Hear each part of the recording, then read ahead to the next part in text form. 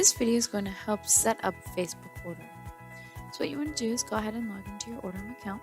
Once you do that, you're going to scroll all the way to the bottom until you see My Social Media.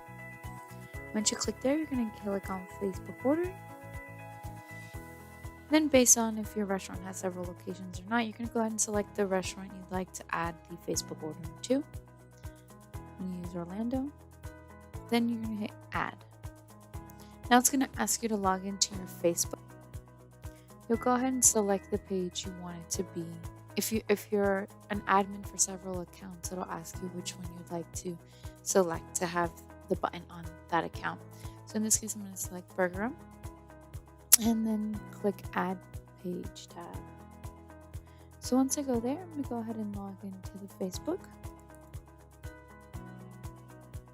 Once I go here, I'm going to switch the account to OrderEm. Then to the left, I'm going to click See More. And once you scroll, you should see the button down here, Order Now.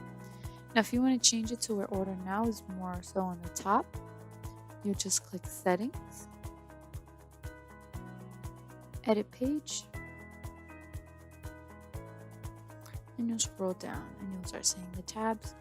You'll left click and hold and drag it to where you would like it to be.